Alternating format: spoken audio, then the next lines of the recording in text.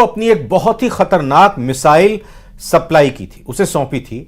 अब उसी मिसाइल ने लेबनान इजराइल बॉर्डर पर नेतन्याहू की नींद उड़ाकर रख दी है।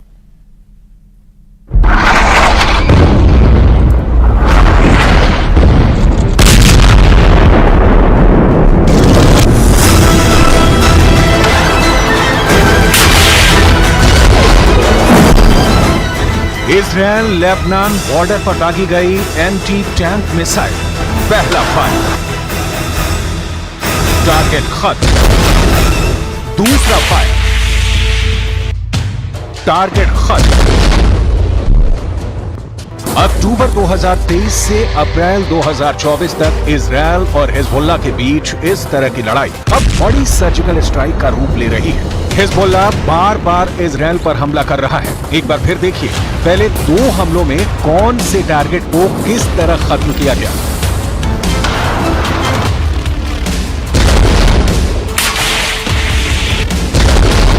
लेकिन उससे पहले देखिए अटैक हुआ किस मिसाइल से। ये है अल्मास मिसाइल जो ईरान ने बनाई और फिर हिजबुल्लाह को सप्लाई की है।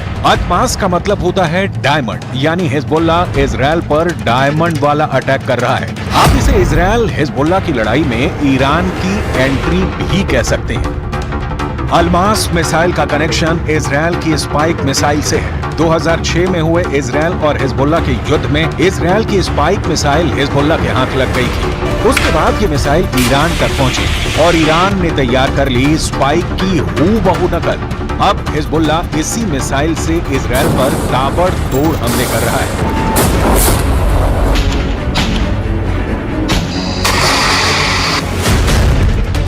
अल्मास के हमलों के बाद इजराइल में इसे हिजबुल्लाह का डायमंड युद्ध कहा जा रहा है। इसी अल्मास मिसाइल से हिजबुल्लाह ने पहले माउंट मेरोन पर हमला किया। ये जगह लेबनान इजराइल बॉर्डर पर मौजूद है और यहाँ टारगेट किया आयरन डोम के रेडार को। माउंट मेरोन पर एक ही हमले में बहुत ही सटीक तरह से उसे उड़ा डाला। इसी रेडार से इजराइल हिजबुल्लाह के रॉकेट को ट्रैक कर रहा था। दूसरा हमला मनारा में हुआ, जहां इजराइल की गोलानी ब्रिगेड का ठिकाना है। यहीं पर हिजबुल्लाह ने टॉप एंगल वाली अल्मास मिसाइल से अटैक किया और यहाँ पर भी टारगेट तबाह कर डाला। ऐसे हमलों से उत्तरी इजराइल में बहुत दहशत है। कब हिजबुल्लाह की मिसाइल टकराएगी, कब हिजबुल्लाह के रॉकेट गिरेंगे, इजराइल के लोग इसे लेकर काफी दहशत में हैं। Yes, I'm afraid. That's why I've moved away. The war is a joke. Ping pong. They shoot at us, we shoot at them. But it must finish at some point. My feeling is that diplomacy will not help unless they develop some kind of superpower. And after some serious fighting, much more serious. But it has to finish. कई शहर खाली हैं और अब यहाँ Israel के सैनिक रहने लगे हैं। इजराइल की फोर्स कई इलाकों में फैली हुई है और यही अब हिजबुल्लाह के टारगेट बन गए हैं। जब से हिजबुल्लाह ने अल्मास का वीडियो जारी किया है, इजराइल में कहा जाने लगा है कि ईरान अब लेबनान के रास्ते उसको टारगेट कर रहा है। अल्मास मिसाइल 3 तरह की होती है। अल्मास 1, इसकी रेंज है 4 किलोमीटर। अल्मास 2, इसकी रेंज है 8 किलोमीटर। अल्मास 3, इसकी रेंज है 16 किलोमीटर। क्योंकि इजराइल के कई शहरों और वहां मौजूद इजरायली सेना लंबी दूरी वाली अल्मास के टारगेट पर आ गई है। हिजबुल्लाह के कत्यूशा रॉकेट तो पहले ही इजरायली शहर में डर की नंबर 1 वजह बने हुए हैं।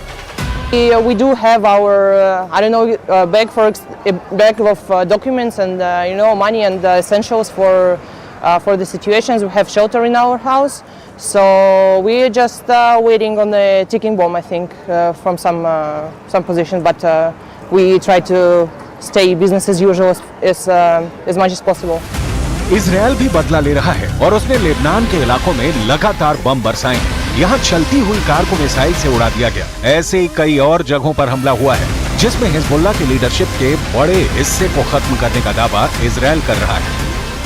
התוצאות המבצעיות הן מרשימות מאוד. מחצית ממפקדי חיזבאללה בדרום לבנון חוסל. אלה האנשים שהיו אחראים על הפעולה ההתקפית, על הרצון לפגוע באזרחי מדינת ישראל. אנחנו גרמנו לכך שאו שהם מתים או שהם מתחבאים ומפקירים את דרום לבנון לפעולתו של צה"ל שנעשית באופן אינטנסיבי. 2006 में हिजबुल्लाह और इजरायल के बीच 34 दिन तक युद्ध चला था। तब इजरायल के 121 सैनिकों को मिलाकर 160 लोग मारे गए थे, जबकि हिजबुल्लाह के 250 लड़ाके समेत लेबनान के 1200 लोगों की मौत हुई थी। हम अपनी वीडियो लाइब्रेरी से 17 वर्ष पहले लड़े गए इस युद्ध की तस्वीरें निकाल कर लाए हैं, ताकि इस बात का अंदाजा लगाया जा सके कि इजरायल फिर से लेबनान का वही हाल कर सकता है जो वो इस बार गाजा में कर रहा है। इस वक्त इजरायल लेबनान बॉर्डर के करीब कई इलाके खाली हो चुके हैं। लेबनान में बॉर्डर के आसपास 60 किलोमीटर के दायरे में 30,000 की आबादी अपना घर छोड़कर जा चुकी है, लेकिन दहशत इजरायल में भी है। हाइफा जैसे शहर में भी डर पसरा हुआ है।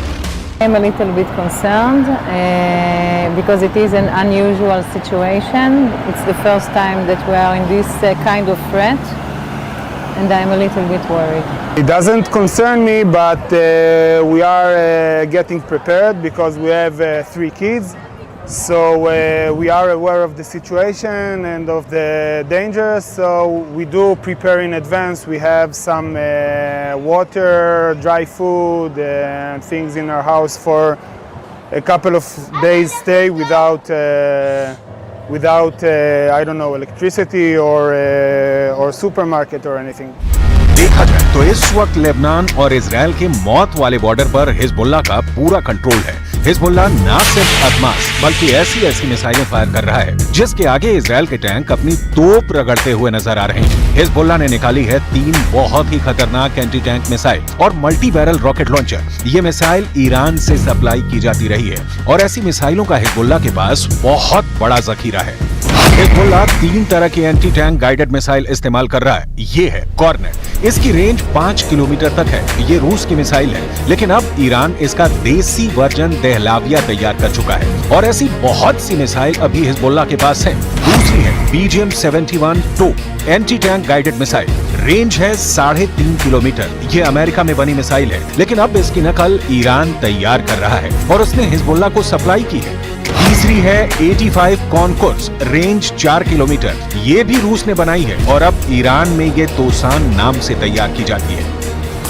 इन्हीं मिसाइलों से हिजबुल्लाह ने इजरायल के मेरान एयर सर्विलांस एयरबेस पर भी हमला किया। ये तीनों मिसाइल बहुत ही घातक हैं और जिस तरह से इन्होंने इजरायल के अड्डे उड़ाए हैं उससे ये बात साबित हो जाती है। हिजबुल्लाह का दावा है कि उसका हर हमला इजरायल को मुंहतोड़ जवाब है, लेकिन अब इंटरनेशनल लेवल पर फिक्र फैल चुकी है। फ्रांस के विदेश मंत्री ने लेबनान के प्रधानमंत्री से मिलकर वार्निंग जारी की है। Refusons le scénario du pire. Au Liban du Sud, la guerre est déjà là, même si elle ne dit pas son nom.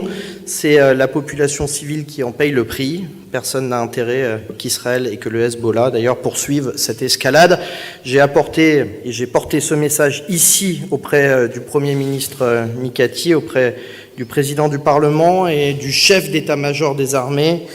Et je le porterai également, ce même message, en Israël dès mardi. देखा जाए तो Hezbollah वो संगठन है जिसे Iran से पूरी मदद मिलती है और ईरान हिजबुल्लाह को इजरायल के खिलाफ एक बड़े हथियार के तौर पर इस्तेमाल भी करता आया है। लेकिन इजरायल ने अगर हिजबुल्लाह का हाल हमास जैसा करने का फैसला किया तो लेबनान में वर्ष 2006 वाले युद्ध की तबाही दोहराई जा सकती है।